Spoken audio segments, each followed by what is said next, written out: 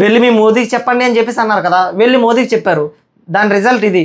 పహల్గామ్ అటాక్లో భర్తలను చంపేసి వెళ్ళి మీ మోదీ సార్కి చెప్పండి అని చెప్పేసి అన్నారు కదా, మరి వాళ్ళు ఎవరంటారు?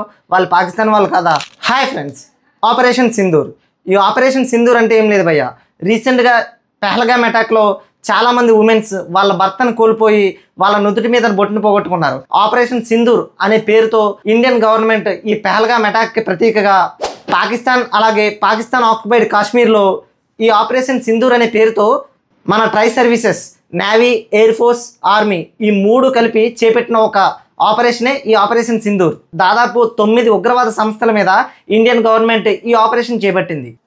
ఇండియన్ ఆర్మడ్ ఫోర్సెస్ లేపేసిన ఉగ్రవాదుల సంస్థల పేర్లు జైషే మహమ్మద్ అలాగే లష్కరే తోయిబా వీళ్ళకి సంబంధించిన ఉగ్రవాద సంస్థలుగా తెలుస్తుంది. ఈ ఆపరేషన్ ఓన్లీ ఉగ్రవాద సంస్థల మీద జరిగిన ఆపరేషన్ మాత్రమే, పాకిస్తాన్ ఆర్మీ మీద జరిగిన ఆపరేషన్ కాదు.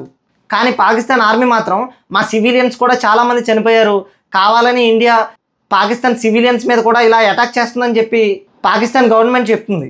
పైగా పాకిస్తాన్లో ఎటువంటి ఉగ్రవాద సంస్థలు లేవు, కానీ కావాలని ఇండియా ఇలా చేస్తుందని చెప్పి పాక్ గవర్నమెంట్ చెప్తుంది.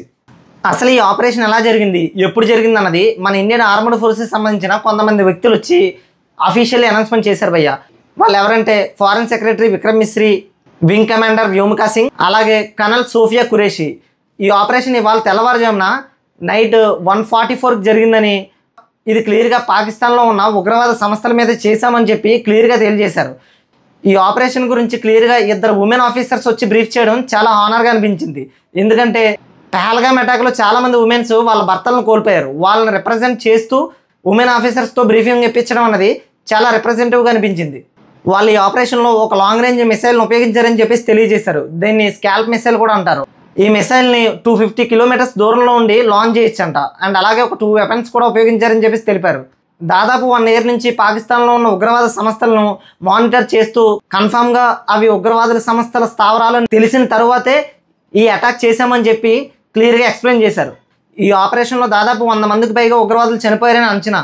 ఈ ఆపరేషన్ పూర్తయిన తర్వాత పాకిస్తాన్ ఇన్ఫర్మేషన్ మినిస్టర్ బయటకు వచ్చి అసలు పాకిస్తాన్లో ఉగ్రవాదులే లేరు, కానీ ఇండియా కావాలని ఇలా చేస్తుందని చెప్పి తెలియజేశారు. ఈ ఆపరేషన్ అయిన తర్వాత పాకిస్తాన్ వాళ్ళు కూడా కాల్పులు చేయడం మొదలుపెట్టారంట ఇండియన్ బార్డర్ దగ్గర. దాదాపు 3 ఇండియన్స్ చనిపోయారంట కూడా. మరి పాకిస్తాన్ ఇన్ఫర్మేషన్ మినిస్టర్కి తెలియదు అనుకుంటా.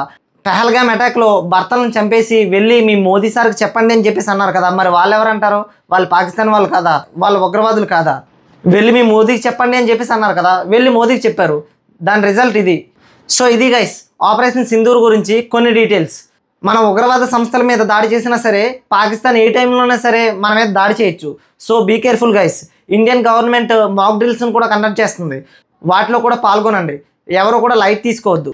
ఇన్ఫర్మేషన్ కనుక నచ్చితే లైక్ చేయండి, షేర్ చేయండి, సబ్స్క్రైబ్ చేయండి. మరొక మంచి వీడియోతో మీ ముందుకు వస్తాను. అప్పటి వరకు స్టే ట్యూన్. Bye bye.